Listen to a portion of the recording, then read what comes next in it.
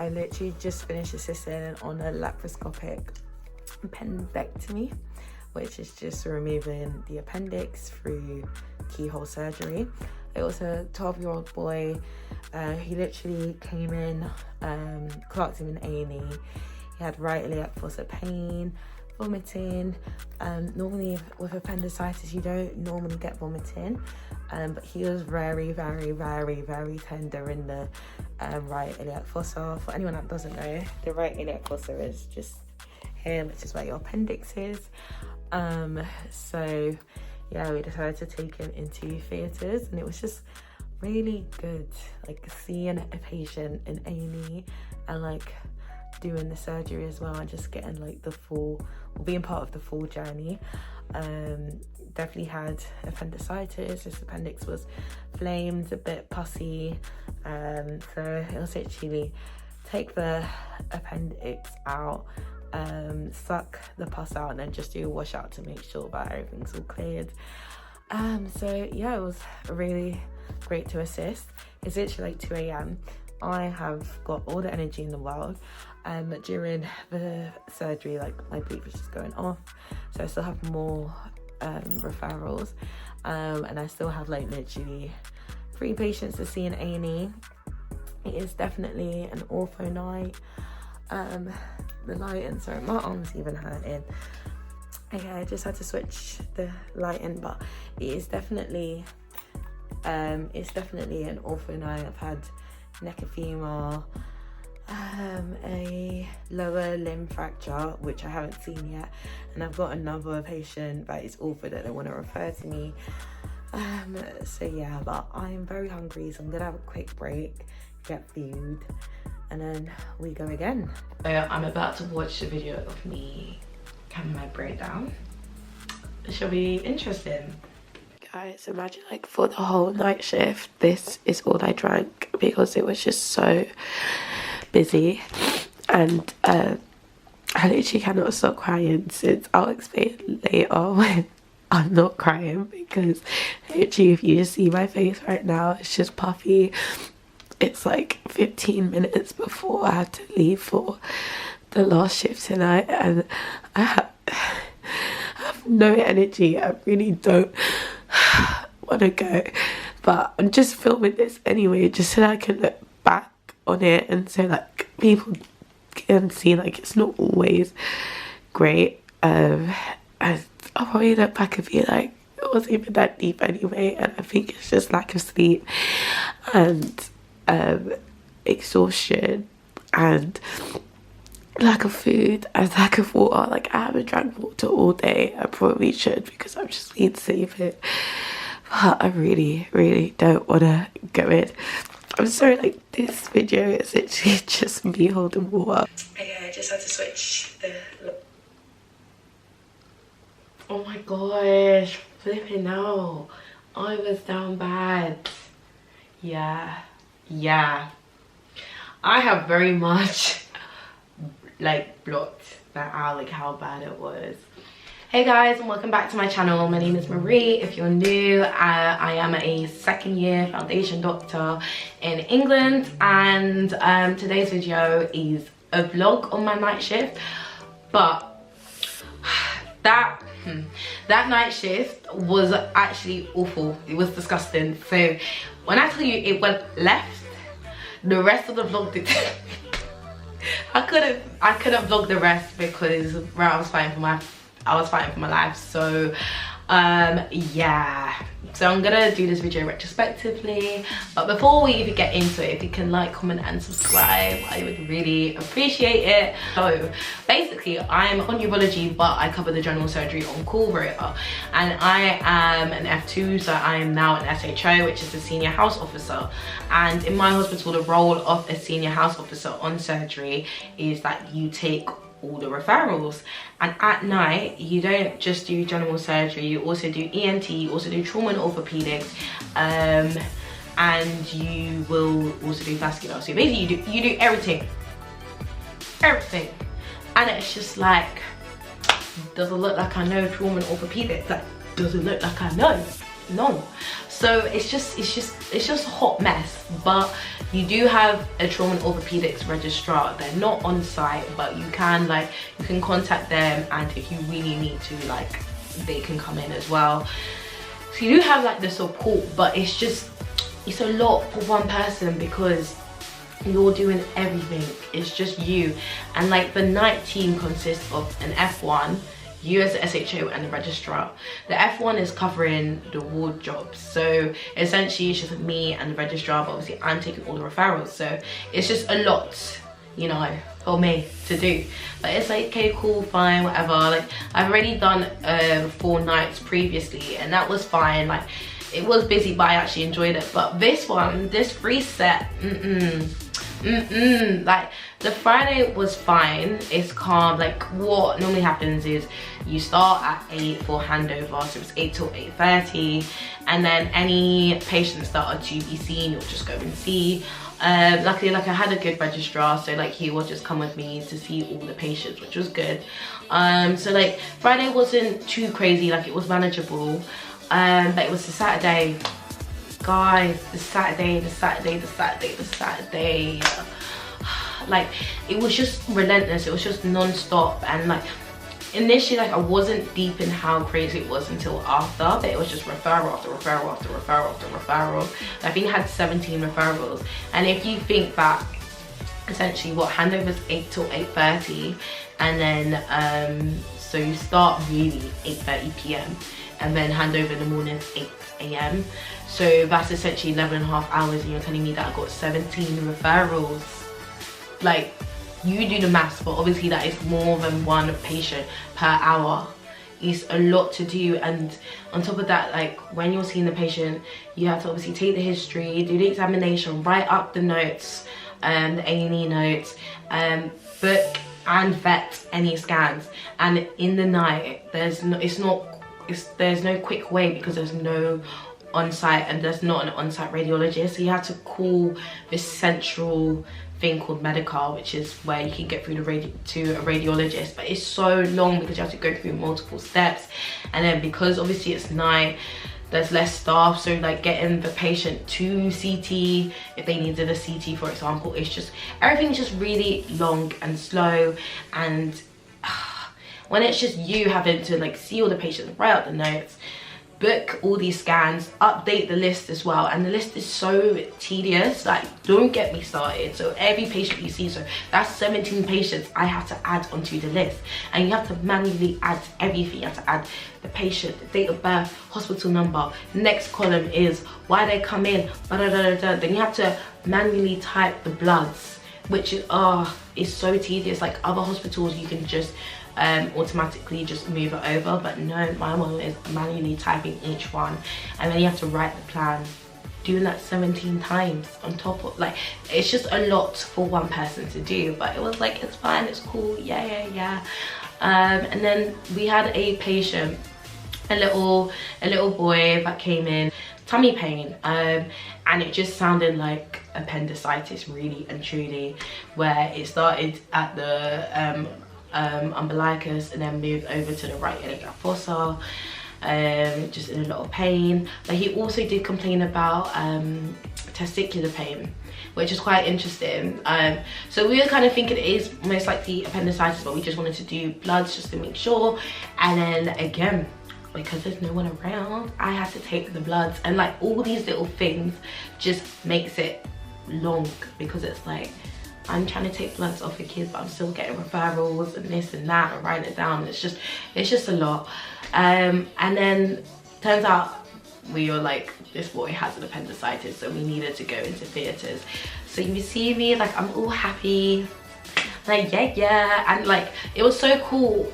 Like, you see me like being like really happy going into theatres. I think it was like 2 a.m. or whatever, but it was really cool going into theatres, and especially like seeing the case like completely like presenting complaint to seeing that yes, you have appendicitis. And I got to assist in the operation, so it was a laparoscopic appendectomy, and there was a lot of pus, and basically the registrar was explaining to me like where the pus was in the abdomen. It was near to the inguinal canal, and that was what was causing the testicular pain. I was like, look how cool this is. So like that was really interesting, and like even though it was busy, I was enjoying the night. And then I was like, okay, I need to get food, like I'm hungry. So I was trying to eat my food, and the bleep and the phone was non-stop. Called, like no joke, I didn't even get 5 minutes. Like it was just continuous. And then like from then on, it went downhill. And there was a few there was like maybe like two orthopedic patients that I saw, and then there was like 2 more that got referred near the end that I hadn't had a chance to see. But what happens is the registrar that's on site is the general surgery registrar. So obviously he only cares about general surgery, and then you have the trauma and orthopedic registrar that's off site. But when the registrar you're with only cares about the general surgery, it just feels like you're getting pulled apart, because it's like focus on general surgery, and then it's like the trauma and orthopedic patients, you're kind of just like, oh, like you're running out of time, because you'll try and sort those patients out, then the registrar will be like let's see this patient, let's see this general surgery patient, and you're just like, oh my gosh. So I managed to see the orthopedic patient, but like again, because the night was just so crazy and I hadn't had water, I wasn't able to eat properly. I just felt like I was running on autopilot. Like I didn't even know what was going on. Like I felt delirious, and I couldn't sleep properly during the day before the shift. So I was just running on fumes at that point. But like I was like, okay, cool, got through it, can't wait to flip sleep. But as the SHO, you have to go to the trauma and orthopedic handover. So you don't even join the general surgery handover, you have to go to this handover. And they're notorious for being very brutal and shouting. But I got told by an F2 before me that like as long as you know the mechanism of injury and you can explain the x-ray, it's all good. And obviously I'd been to the trauma meetings my last set of nights and it was fine. So I was like, okay, cool, I know like the mechanism and the x-ray, but bruh, for this consultant, no. Guys. I just remember it was like the first patient explaining like this is what happened, and like the patient was blind, and I was like, why is she blind? I said, oh, well, I was just like, okay, like I didn't ask that question. He's now going in like, you should know this, these are the types of questions you should be asking. And I was just like, okay, cool. Then like I'm trying, whatever I'm saying, he's just getting at me, like shouting at me, questioning me, I was just like, oh my gosh, like flipping out. And he was like, you should know all your patients, this and that. And I was like, I knew what happened to the patient. It was just like the smaller stuff of knowing all her medications. Like, I'm sorry, there's 17 patients. I can't remember everyone's medication. And like, they're in my notes. I was just like, can you give me 1 sec? Let me get my notes. He's got, what's your name? I was just like, I can't, me can't. So, not me crying in the middle of the handover. Not me crying. Like I could just feel myself wanting to cry because he was just getting at me, and then like I had my mask down when I was talking, I brought it back up, and then like I just closed my eyes and I could just feel the tears running down. I was just thinking, let the ground swallow me, let the ground swallow me, get me out of here. And like I just wanted to just go, but I genuinely was just so weak at that point because I had not eaten properly, I hadn't had a drink properly basically for the whole night, and lack of sleep. So I just felt delirious and weak, and I literally just couldn't move. And I feel like that's probably why I took everything to heart, because the consultant wouldn't even let me talk at that point. He was just shouting at me, and I was just thinking, bruh, what was the reason? We just did a flipping night shift. It was so flipping busy, like emergency theatre, like just a little bit of understanding. And it's like my notes are there. Like, let me just get to my notes. That one is even a problem. I was just thinking, oh my god. So I'm just thinking, I just want to get out. So I try and present the next patient. My voice is all breaking. I was like, and the consultant, yeah, he's just like, take a minute. I said, damn. So I'm just like crying now, but I'm like really trying to control my breathing because I'm just like, oh my gosh. And like one registrar comes and he just leaves the tissue beside me, and you know those ones, it's like, right, like everyone just knows now, like everyone just, like, of course everyone knows it. It's now that it's like, it's really a thing that I am now crying in the middle of handover. And it was me and just all men. There was the two SHOs and consultants, and there was 5 of us in the room. I'm like at the front by the computer, and then it's just the 4 of them like all looking at me. It's just a lot. It's just like, oh. So I'm crying. I managed to like control my breathing, and I was able to present the second patient. And then like the consultant was just like, after, he was like, oh, you working like tonight? I was like, yeah. And she's like, I'll see you tomorrow. I said, haha, yay. And then like literally I walked out, and I couldn't even get that far. I probably walked for like 10 seconds, and then I went into like, there was the outpatient for orthopedics. I just sat there and I just cried, and then I called my friend. I was literally on the phone for 40 minutes just crying. Like I was just like, I can't move, like I can't move from this spot. I don't have any energy, I just can't. And even though my house isn't that far away, I was on the other side of the hospital, so just the thought of it, I was just like, it's too much, like it's too much. And I was just crying like heavily, and I remember like trying to flip the camera onto my face. Oh my god, I said goodbye. Like my nose was red, eyes were puffy, like snot everywhere, tears everywhere. Like I was crying, like it was heavy crying. And to be crying for 40 minutes, like it was serious. And then like even as I managed to finally get energy to get up, it was already now like, no joke, like 9:40. I was crying that much. And then as I'm walking, because I'm still crying, there was like one, I don't even know what she was, whether she was like a physician associate or a clinical support worker. Never met her in my life. She's like, oh, like, are you okay? And I was like, yeah. And she was like, no, like, what happened? And I was just like, oh, it's just been a long shift. And she's like, oh, like, it's fine, it gets like that, like, let me give you a hug. And I took it like, bro, at this point, what have I got to lose? But like, she gave me the biggest hug, like the biggest hug, and a proper hug. And like initially I was just like, you know, I thought it was just gonna be like, but she was proper holding me. But it actually helped. It was so nice, like it actually made me feel better. I was just like, wow, like someone that doesn't even know me, and it shows how upset I was, that she like felt impelled, like she felt the need to hug me like that. But genuinely, that night and that situation, it just threw me. And I was so glad that it was the Saturday and they only had one more night, and what got me through was that I had no more surgical nights. But genuinely, it was really mad to me about that one situation. Like it has given me PTSD, I can't lie. Like I'm so glad I don't have surgical nights, and I really don't even want to have it again because of that situation. And like for the consultant, it's not even a thing for him. He probably even forgot about it like during the rest of the day, whereas like for me, it really stuck with me that I had no energy, like, and it just threw me off that I just came back home and slept. Like I didn't have breakfast, and then I just didn't want to get out of bed for like the whole time. And like I didn't even have dinner either. I had to order dinner when I got to the hospital. And like even waking up, like you'll see me do that video of me crying in the water bowl.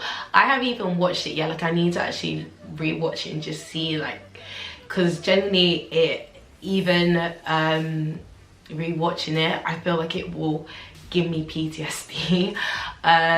Because I just remember how upset I was. And like trying to relive that is a bit mad. And even though I'm just like, it's not as bad as what it was, I think it was just in terms of how the night was, and the fact that I didn't even get a break. I didn't even get to eat. I couldn't even drink because drink water because it was that busy.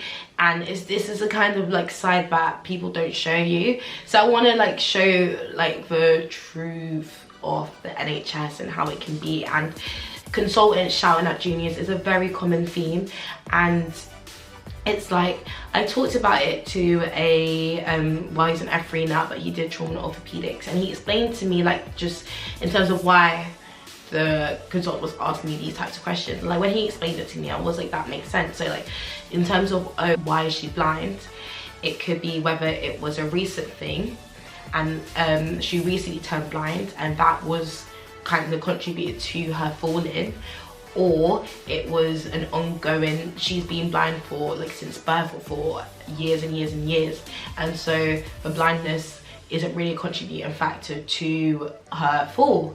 And I was like, look at that, when you talk to me nicely and you explain it, then it all makes sense. But like you shouting at me, it doesn't get through to me. And like obviously I completely shut down because I started crying. Like everything he was telling me, it literally just went through one ear out the next, because I literally was just like, don't cry, because you were shouting at me. And I hate that culture. There's no need for anyone to shout at anyone. Like I really like, and because of this whole hierarchy thing, they don't let you talk, they don't let you explain yourself, and you just get shouted at. And it really, like, I remember waking up for the last shift, and that's when I did the water bottle video, and it's just me crying. I was like, I don't want to go in. I was literally like, I can't do another night. And I was so close to calling in sick because I didn't want to go. I didn't have the energy. Like I just felt like so defeated and like so low.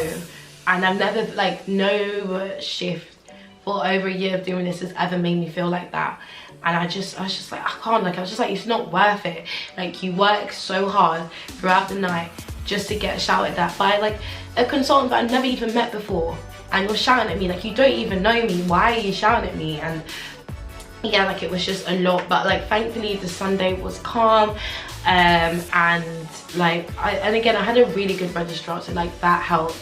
And I was like, you see a lot of interesting cases, and I do actually enjoy the surgical nights when it's not too busy, because you get to see everything. Like I saw, like, obviously the appendicitis.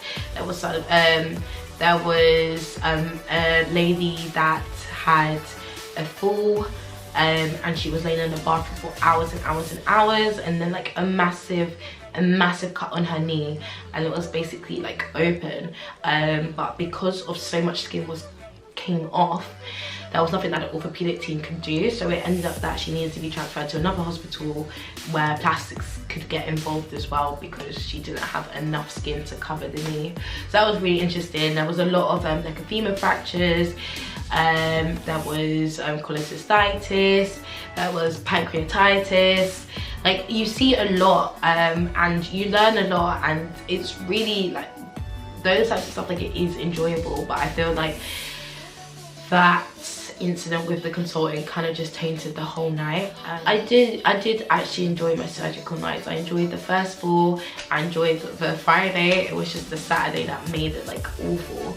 But I learned so much, and I do like the responsibility of being the person that takes the referrals.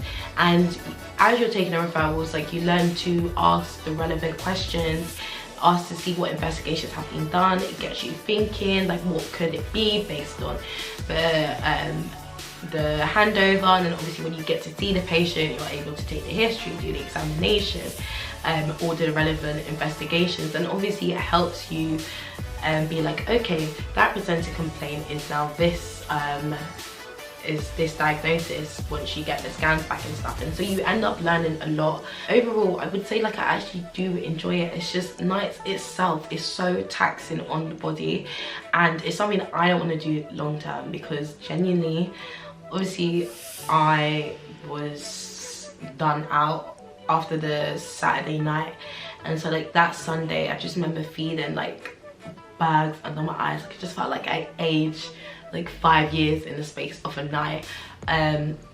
I'm just like, this is not healthy overall, and everything kind of goes out the window. Like I stick to my routine of like, when I come home I'll have breakfast, and then I'll wake up and have dinner, and then I'll just eat something during the night as well, just to keep me going, because realistically it's 12.5 hours that you're up. Like, you do need to eat. That's another thing that I don't enjoy, like eating in the middle of the night. Obviously I know your whole day is shifted because you're sleeping during the day, but it's obviously not good for your body. But yeah, that is basically my experience on the night shift. I just say, like, top tips are, make sure that you liaise with your registrar. Like, it's so important, and especially having a good registrar really helps. But they are the registrar, they are specialized in surgery, whereas like for us, we're rotating, and like we do rotations. We don't know everything for surgery, so make sure that you can go to them, ask them. They should normally come with you to see the patient, or see the patient after as a senior review anyway, but keep them in a loop. Once you get a referral, tell them straight away, just so that they know. I would say try and be organized. I had a template of where I can put all the patients, so that like you know exactly all the patients that are being referred to you, which helps, and then it makes it easier when you're transferring it onto the list. Try and do the list as you go along, because the worst thing is when it's like 7:30, you only have 30 minutes until handover, and you're trying to put 17 patients onto the list. And obviously, because like I said, you have to include the history and put the bloods and the plan, it's very long and tedious.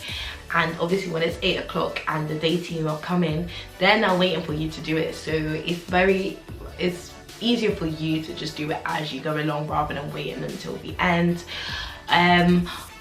Also make sure that you ask questions when you take a referral, because there's times when you get bad referrals and it's not even for surgery. Like, we had a few referrals that ended up being medicine. In something like that, if you ask the relevant questions, it saves you a job, because when you take the referral in my hospital anyway, you have to go and see the patient, and then you have to then write up, and then if you need to refer, you need to do the referral, and that's just extra work for you when you're already spread thin. So like, try and save yourself a job, and it's better for the patient as well, because they're now having to see you and first, and they get added to the list.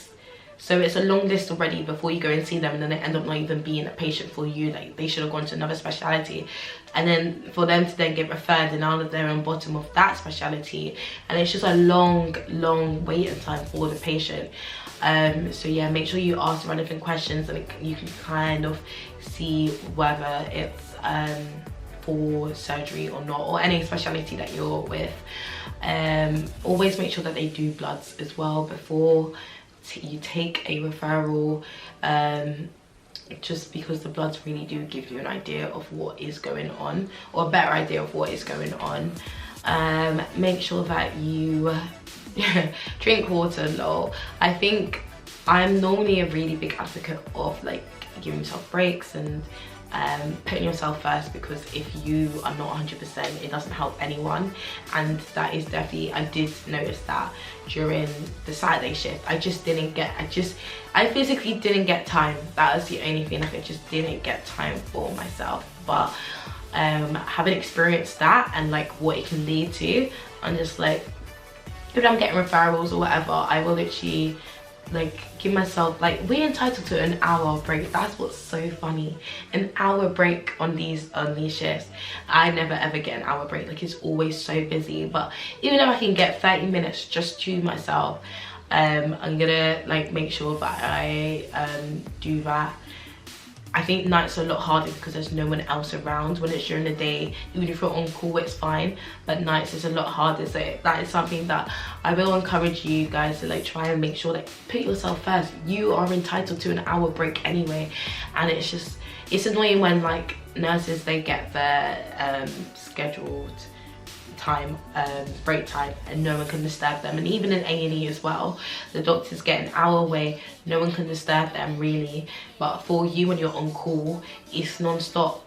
like no one knows when you're going on a break, because you're not going to announce to the whole hospital, so they're going to continue sending referrals. So it just can get a lot. But even if you can't take 30 minutes or take 30 minutes or an hour in total, even if you're like 15 minutes here, 10 minutes there, 15 minutes there, just try and give yourself some time to just catch your breath, drink some water, get a bit of food, because you will feel a lot better. I'd say also like just kind of enjoy it, especially as your foundation doctor. You may not do these rotations again, and no matter what you go into, like most people go into GP. I got a lot of GP referrals, so me being on the other side and being able to see these patients is gonna help me in the future, when I can see, okay, this warrants a hospital referral, or this is okay, like I can deal with it in the GP. So like really take it in what you're doing and make the most of it, even though like you may not enjoy surgery or it's not something that you want to do, it will help you in the future. I think one more thing I'm gonna add that probably made me feel better was that this happened on the weekend of the Queen's funeral. So there was a bank holiday event on the Monday, and I already booked tickets before this, but that helped me, because if not, like I had to get up that day.